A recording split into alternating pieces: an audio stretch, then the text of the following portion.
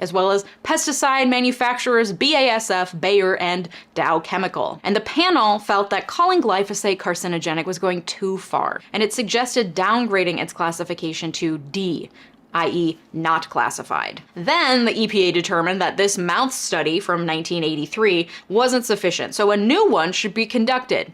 Probably a good idea. Monsanto, however, refused, pressuring the EPA to give up on the repeat study requirement, and the EPA backed down. According to a 2-year-long investigative report by In These Times, and I quote, "What is clear from available EPA internal records is that when test results suggest toxicity, EPA management, as opposed to EPA staff scientists, consistently gives Monsanto and its testing laboratories the benefit of the doubt. They defer to Monsanto's preferred conclusions instead of requiring the development of additional evidence that would clarify the questions regarding glyphosate's carcinogenicity." The documents we examined indicate that the EPA may have asked for or intended to enforce a requirement for better data, but we have seen nothing to show that the agency ever did so. And then in 1991, the EPA announced it was downgrading glyphosate to a substance that shows evidence of non-carcinogenicity for humans. And after that, the glyphosate issue was pretty much put to rest for the next 25 years, allowing its use to grow pretty much unchecked in US agriculture. That is until 2015, when the International Agency for Research on Cancer, part of the World Health Organization, released that report that I mentioned earlier, concluding that glyphosate is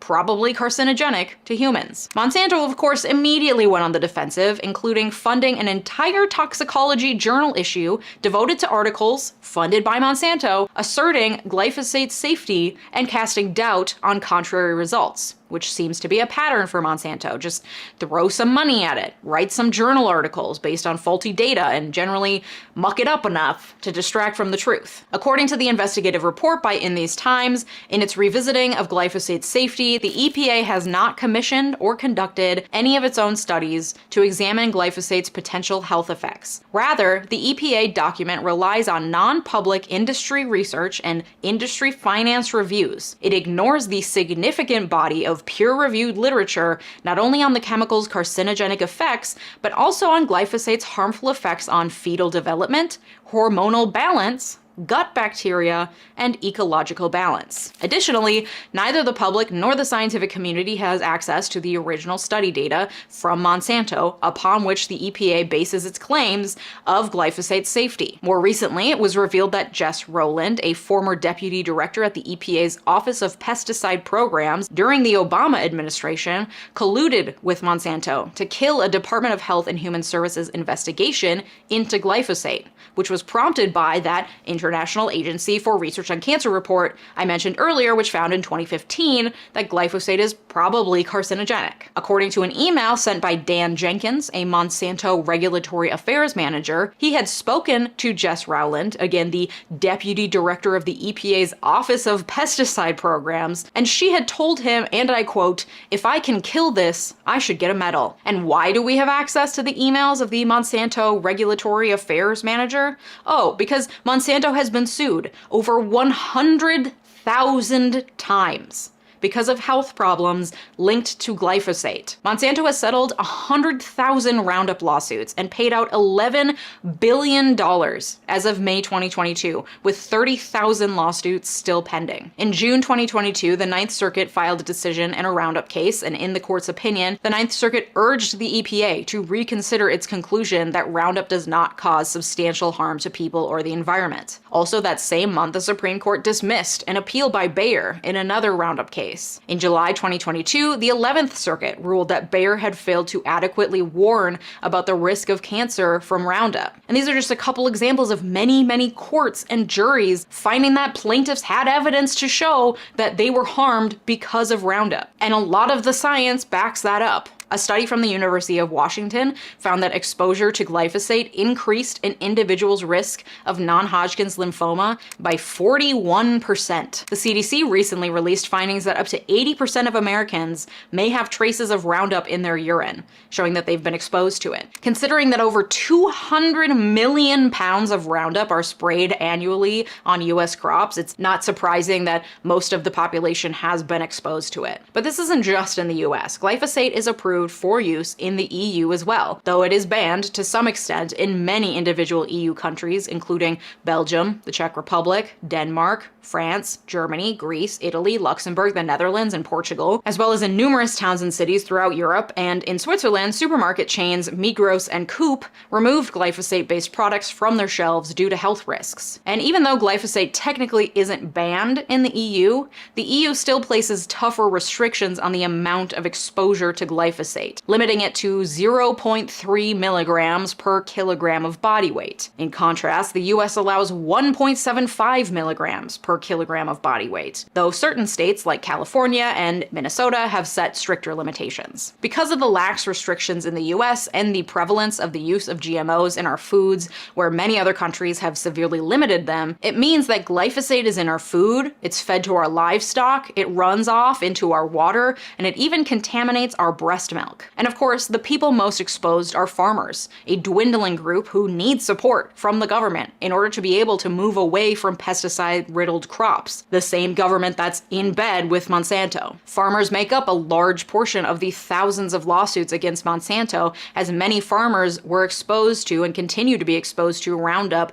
directly on their skin nearly daily, sometimes for decades, while Monsanto failed to warn them of any dangers and often resulting in cancer, disability, and death. And then there's also poor people who live in food deserts, or what some activists have rebranded as food apartheids, where access to organic, unprocessed food is nearly impossible, both because it doesn't exist, but even if it did, would be prohibitively expensive. But even if you're eating organic, that shit spreads. It's in our water. 70% of American household drinking water is positive for above perceptible degrees of glyphosate. Urine testing shows glyphosate levels in US residents over 10 times higher than in Europe. Now, of course, exposure to Roundup and glyphosate doesn't account for all of our health issues here in America. I, again, do not have time for the full-length feature film it would take to unpack that. But doing this research does have me thinking twice about the additives in the food I'm eating. Does it make you want to change? For example, if you're able to, you can limit your exposure by eating organic produce and organic animal products, avoiding processed foods that contain corn and soybean oil, and installing a water filter in your home that filters out herbicides and pesticides. Of course, there's a lot of discussion about the effectiveness of water filters, so you do your own research. For my part, I buy organic sometimes, but might start trying to buy a little more now that I've done this research. My house luckily already came with a reverse osmosis under-sink water filtration system, thank God, and I will soon be yeeting myself off this continent, due in part to this very issue. Which is why I'm very thankful for my partner on today's video, 𝗦𝗧𝗧𝗏, for assisting me with the process of reconnecting with my European roots. 𝗦𝗧𝗏 has a promotion right now. Click the link in the description box below and use this coupon code for free shipping. If you like this video, you'll probably also like this video, where I talk about why Americans are so obsessed with guns. Thanks so much for watching. Have a good day. Bye-bye!